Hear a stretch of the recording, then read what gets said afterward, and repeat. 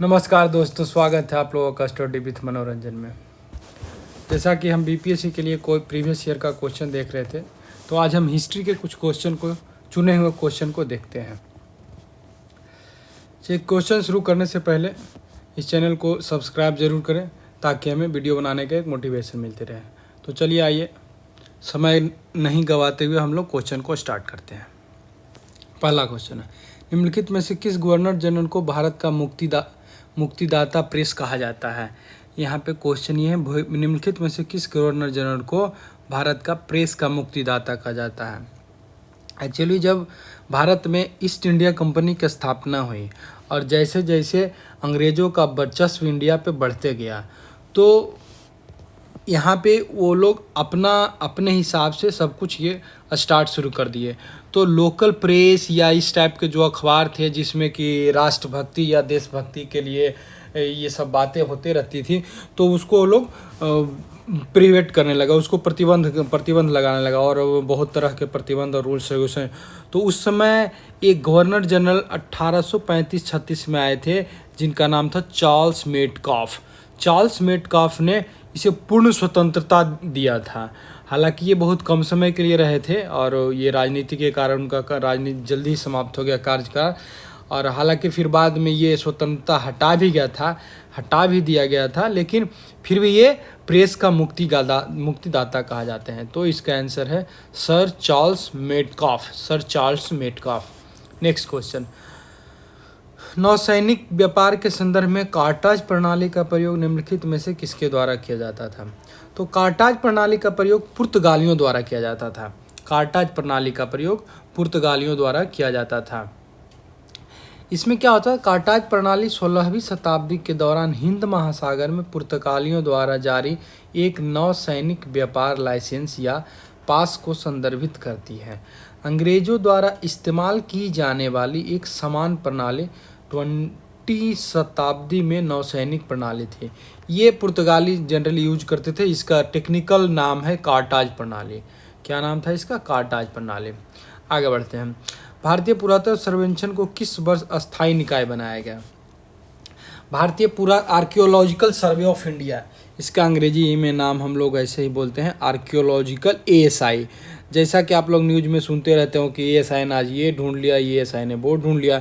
तो इसकी स्थापना 1861 में अलेक्जेंडर कनगिनम ने किया था और 1906 में इसे अस्थायी रूप से निकाय बना दिया गया। तो इसका आंसर है C, 1906।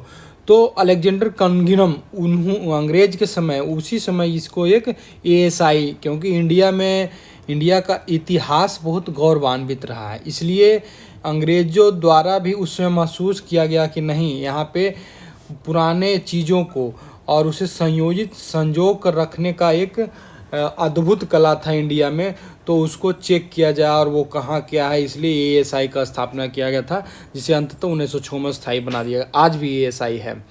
भारत में किस वर्ष अंग्रेजी को शिक्षा का माध्यम बनाया गया। अंग्रेजी को शिक्षा का माध्यम बनाया गया था 1835 ईस्वी में, लेकिन ये उसमें विलियम बेंटिक थे। विलियम बेंटिक जब कुछ हद तक अंग्रेज़ों ने अच्छे काम भी किए हैं, तो विलियम बेंटिक इसी अच्छे कामों के लिस्ट में एक विलियम बेंटिक का था जिन्होंने शिक्षा पर विशेष ध्यान दिया। उन्होंने ये ध्यान दिया कि भारत के लोगों को अंग्रेजी में शिक्षा मिलना चाहिए। हालांकि इनके पीछे भी इनके कुछ उद्देश्य थे, इनके कुछ अपने लाभ के लिए इन लोगों ने ऐसा किया, क्योंकि ये लोग जब कंपनियां इस्टेब्लिश कर चुके थे तो इन लोगों को कंपनी में काम करने वाले क्लर्क की आवश्यकता थी। तो इंडियन जो कि अंग्रेजी में दक्ष नहीं थे, तो इसलिए इन्होंने अंग्रेजी को अनिवार्य कर दिया गया। तो उसके लिए एक शिक्षा अधिनियम लाया था। भारतीय परिषद का एक विधायी अधिनियम है जो 1835 में ब्रिटिश भारत के गवर्नर जनरल विलियम बेंटिक द्वारा एक निर्णय को प्रभावी बनाने के लिए ईस्ट इंडिया कंपनी को ब्रिटिश संसद द्वारा खर्च करने के लिए आवश्यक था। भारत में शिक्षा और साहित्य पर उसी वर्ष ब्रिटिश सरकार ने स्कूलों और विश्वविद्यालयों के लिए अंग्रेजी को शिक्षा का माध्यम के रूप में नामित किया। आगे बढ़ते हैं। इंडियन होम रूल 1916 के प्रथम अध्यक्ष थे। ये होम रूल की स्थापना किए थे एनी बेसेंट और बाल गंगाधर तिलक। तो तिलक और एनी बेसेंट ने किए थे, लेकिन इनके प्रथम अध्यक्ष थे जोसेफ बापिस्ता। बाल गंगाधर तिलक की इंडियन होम रूल अप्रैल 1916 और होम रूल लीग सितंबर 1916 एनी बेसेंट। कभी कभी एग्जाम में ये भी क्वेश्चन पूछता है कि बाल गंगाधर का होम रूल पहले स्थापित हुआ था या एनी बेसेंट का होम रूल स्थापित हुआ था। हालांकि ये दोनों दो भाग में स्थापित हुआ था। यूँ कह सकते हैं कि दक्षिण भाग में मुख्यतः एनी बेसेंट का जो होम रूल था इसका मुख्यालय चेन्नई था और बाल गंगाधर तिलक का मुख्यालय नॉर्थ में था। तो ये दो भागों में थे। 1916 में स्थापित होता। भारतीय राष्ट्रीय कांग्रेस के गठन के समय भारत का गवर्नर जनरल कौन था? भारतीय राष्ट्रीय कांग्रेस के समय डफरिन थे गवर्नर जनरल, लॉर्ड डफरिन। 1885 में भारतीय राष्ट्रीय कांग्रेस की स्थापना किया गया था। 1885 में भारतीय राष्ट्रीय कांग्रेस की स्थापना की गई। लॉर्ड डफरिन 1884 से 88 तक भारत के गवर्नर जनरल और वायसराय थे। उन्होंने दिसंबर 1884 में लॉर्ड रिपन का स्थान लिया था और उन्हें अपने समय के सबसे सफल राजनयिकों में से एक के रूप में जाना जाता था। ए.ओ. ह्यूम द्वारा 1885 में भारतीय राष्ट्रीय कांग्रेस की स्थापना और 1885 का तीसरा आंग्ल बर्मा युद्ध उनके काल की दो महत्वपूर्ण घटनाएं हैं। तीसरे आंग्ल बर्मा युद्ध के परिणाम स्वरूप ऊपरी बर्मा का विलय हुआ। परिणाम स्वरूप उनके कार्यकाल में एक स्वतंत्र शक्ति के रूप में बर्मा का अंतिम रूप से विलुप्त होना देखा गया। भारत का अंतिम वायसराय कौन था? ये तो लॉर्ड माउंटबेटन है। ये सभी लोग जानते हैं कि लॉर्ड माउंटबेटन है। लॉर्ड माउंटबेटन ने 12 फरवरी 1947 से 15 अगस्त 1947 तक भारत के अंतिम वायसराय के रूप में कार्य किया और फिर 15 अगस्त 1947 से 21 जून 1948 तक स्वतंत्र भारत के पहले गवर्नर जनरल। उनके कार्यकाल के दौरान भारत को पाकिस्तान के दो प्रभुत्व के रूप में स्वतंत्रता मिली। दो सीमा आयोग स्थापित किए। पाकिस्तान ने कश्मीर पर छापा मारा और महात्मा गांधी की गोली मारकर हत्या कर दी गई। भारत के पूर्वी तट पर प्रथम अंग्रेजी व्यापार चौकी कहाँ स्थापित की गई थी? भारत के पूर्वी तट पर प्रथम अंग्रेजी व्यापार चौकी मूसलीपट्टनम में स्थापित की गई थी। भारत के पूर्वी तट पर पहला अंग्रेजी व्यापार पोस्ट मूसलीपट्टनम से लगभग 36 मील पश्चिम में स्थित पेटापुल्ली में स्थापित किया गया। जहाज ग्लोब में कैप्टन हिप्पोन 20 अगस्त 1611 को वहां उतरे। अंग्रेजों ने पहले पुलिकट को छुआ था लेकिन डचों ने उन्हें वहां से भगा दिया था। यह मूसलीपट्टनम में कोई फैक्ट्री नहीं बल्कि एक व्यापारिक चौकी थी। लगभग 2 साल बाद अंग्रेजों ने मुगल सम्राट जहांगीर से सुरक्षा की अपनी पहली संधि प्राप्त की और उस समय तक सूरत में कारखाना शुरू कर दिया गया था। भारतीय राष्ट्रीय कांग्रेस की स्थापना किसके कार्यकाल में हुई? 1885 में। ये जैसा कि ऊपर देख चुके हैं लॉर्ड डफरिन के कार्यकाल में हुए थे। मद्रास प्रेसिडेंसी के किस गवर्नर ने टीपू के साथ मैंगलोर की संधि की? मद्रास प्रेसिडेंसी के गवर्नर मैंगलोर की संधि किए थे जॉर्ज मैकार्टनी। मैंगलोर की संधि 11 मार्च 1784 को टीपू सुल्तान और ब्रिटिश ईस्ट इंडिया कंपनी के बीच हस्ताक्षर किए गए थे।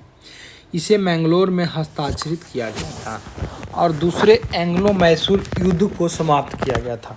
जॉर्ज मैकार्टनी उस समय मद्रास प्रेसिडेंसी के गवर्नर थे। 1857 के संदर्भ में किस बंगाल नेटिव इन्फेंट्री के थे? 1857 के विद्रोह में मंगल पांडे किस बंगाल नेटिव इन्फेंट्री? तो इसका आंसर है बी 34वीं। मंगल पांडे जो थे ये 34वीं नेटिव इन्फेंट्री से संबंधित थे। 1857 के विद्रोह के पहले शहीद मंगल पांडे 34 बंगाल मूल निवासी पैदल सेना इकाई के एक भारतीय सिपाही के थे। उसने चर्बी वाले कारतूसों का उपयोग करने से इनकार कर दिया था और बैरकपुर में परेड के दौरान अकेले ही हमला किया और ब्रिटिश अधिकारियों को मार डाला। बाद में उन्हें गिरफ्तार कर लिया गया और 8 अप्रैल 1857 को बैरकपुर में फांसी दे दी गई। वह जिस रेजिमेंट से था उसे भंग कर दिया है और विद्रोह के दोषी सिपाहियों को दंडित किया गया। 1857 के विद्रोह के संदर्भ में ब्रिटिश सेना में भारतीय सैनिकों और यूरोपीय लोगों का कितना अनुपात था? ये अनुपात था 6:1 का। भारतीय सेना में भारतीय सैनिकों की यूरोपीय लोगों का अनुपात 6:1 था। सिपाही विद्रोह और 1857 का विद्रोह पुस्तक के लेखक कौन थे? ये थे आर.सी. मजूमदार। सिपाही विद्रोह 1857 के विद्रोह रमेश चंद्र मजुदाम द्वारा लिखी गई। उनके अनुसार 1857 का विद्रोह न तो राष्ट्रीय था, न युद्ध और न ही स्वतंत्रता का। ब्रिटिश भारत के दौरान निम्नलिखित में से कौन सी समितियां आयोग शिक्षा से संबंधित थे? इसमें से कौन सा आयोग जो थे? सार्जेंट योजना, मैकडोनाल्ड योजना, फ्रेजर योजना, हार्टोग समिति। तो इसमें से दो योजना, सार्जेंट योजना और हार्टोग समिति, ये जो शिक्षा से संबंधित है। मैकडोनाल्ड शायद ये अकाल आयोग था। फ्रेजर का कुछ देखते हैं। हंटर कमीशन की स्थापना की गई थी 1882 में लॉर्ड रिपन के समय में। रैले आयोग 1902 में। रैले आयोग जो था ये विश्वविद्यालय आयोग के लिए, विश्वविद्यालय आयोग ये इसी के सुझाव पे दिया गया था। Sadler commission Lord Chelmsford, Hartog योजना लॉर्ड इरविन, सार्जेंट योजना लॉर्ड बेवेल, ये सारे शिक्षा के आयोग थे। प्रथम आंग्ल अफगान युद्ध के दौरान अंग्रेजों द्वारा की गई प्रमुख गलतियां निम्नलिखित में से कौन सी थी? एक अलोकप्रिय शासक को सिंहासन पर बिठाया गया, लोगों में असंतोष की खबरों पर नहीं दिया ध्यान, अफीम उद्योग के मद्देनजर अंग्रेजों ने अचानक सेना बढ़ा दे। 1 और 2 ए इसका आंसर है ए, केवल 1 और 2। एक अलोकप्रिय शासक को सिंहासन पर बैठाया गया, लोगों में असंतोष की खबरों को ध्यान नहीं दिया गया। अलोकप्रिय कठपुतली शाह शुजा को गद्दी पर बैठाना, अफगान धार्मिक मामलों में ब्रिटिश हस्तक्षेप, मुद्रास्फीति और वेश्यावृत्ति का प्रसाद, पूर्ण विजय की झूठी धारणा, अफीम युद्धों के पकने के मद्देनजर बलों की वापसी, असंतोष की खबरों पर नहीं दिया ध्यान, अफगानिस्तान में स्थिति का कोई सुदृढ़ीकरण नहीं, आदिवासियों की रक्षा करने वाले मार्गों के भुगतान में कटौती। लॉर्ड लिनलिथगो के अगस्त प्रस्ताव के प्रस्तावों में निम्नलिखित में से कौन शामिल था?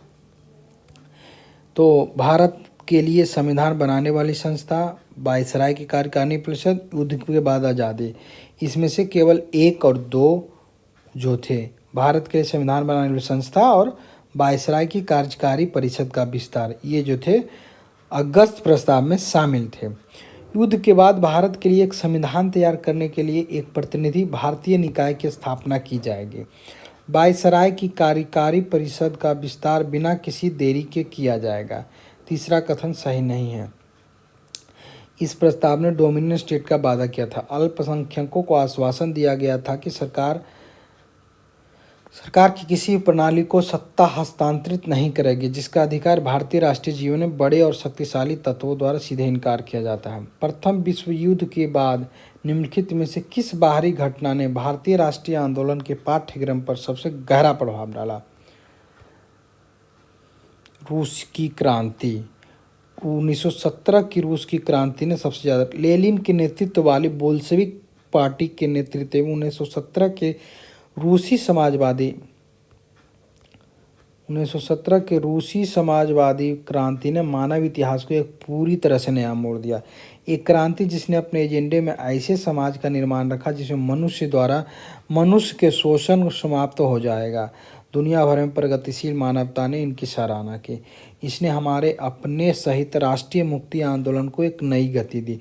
गांधी, तिलक, नेहरू, सुभाष बोस, महान कवियों रविंद्रनाथ और टैगोर और इकबाल सहित कई अन्य लोगों ने इसका स्वागत किया। रूसी क्रांति और भारतीय स्वतंत्रता संग्राम महान मित्र बन गए। हमारे अपने स्वतंत्रता संग्राम में व्यापक वामपंथ और कम्युनिस्ट आंदोलन के उदय का पता इस विश्व को हिला देने वाली घटना के प्रेरक संदेश से लगाया जा सकता है। हालांकि इस बात पर जोर देने की आवश्यकता है कि कम्युनिस्ट आंदोलन और व्यापक वामपंथी समाजवादी क्रांति के विचारों का लाभ उठा सकते हैं क्योंकि हमारे अपने स्वतंत्रता संग्राम में अनुकूल परिस्थितियां मिल रही है। स्रोत: भारतीय राजनीति विचारधारा संस्थान।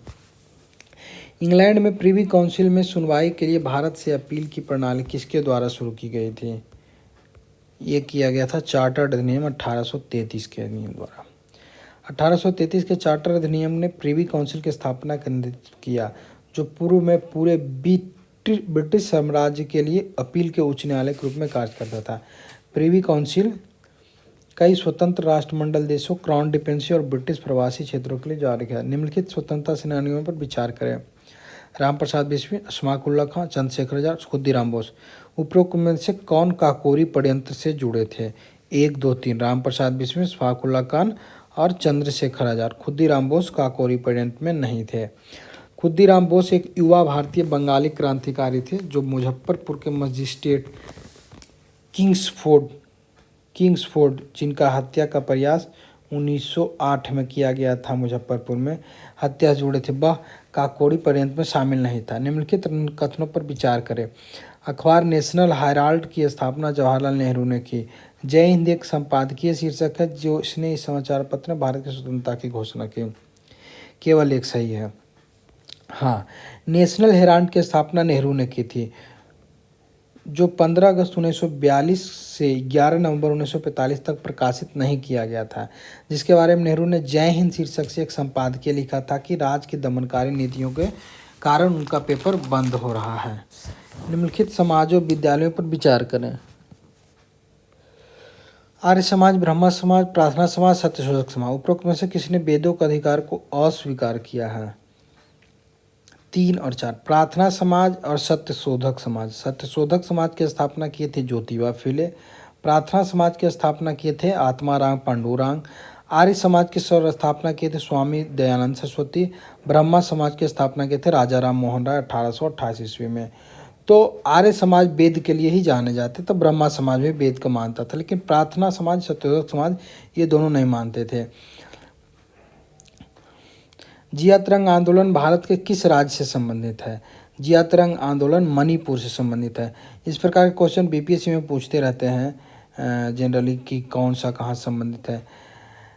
जिया तरंग आंदोलन मणिपुर में नागा महिला रानी गोंदुल्य, ये बहुत ही इंपॉर्टेंट कभी कभी होता है। रानी गोंदुल के बारे में पूछा जाता है कि नेतृत्व में शुरू मणिपुर समाज के अंग्रेजों द्वारा अर्ध सामंती और औपनिवेशिक समाज बदल। यह आंदोलन औपनिवेशिक शासन के खिलाफ था। निम्नलिखित में से समाचार पत्र पर विचार करें। कॉमन बिल एनी बेसेंट सही है। न्यू इंडिया ये गलत है, न्यू इंडिया भी एनी बेसेंट द्वारा लिखा गया। जनता डॉक्टर बाबा साहेब अम्बेडकर ये सही है। 1 और 3 ये दोनों सही है। न्यू इंडिया भी ये एनी बेसेंट के द्वारा लिखा गया है। आगे बढ़ते हैं। निम्नलिखित में से कौन सा दक्षिण अफ्रीका कस्टम यूनियन का सदस्य है? Botswana, Lesotho, Namibia. इसमें तंजानिया नहीं है, बाकी ये तीनों है। आगे बढ़ते हैं। निम्नलिखित में भारतीय राज्यों में से उनके सहायक संगठन होने के वर्षों के अनुसार कालानुक्रमिक रूप से व्यवस्थित करें।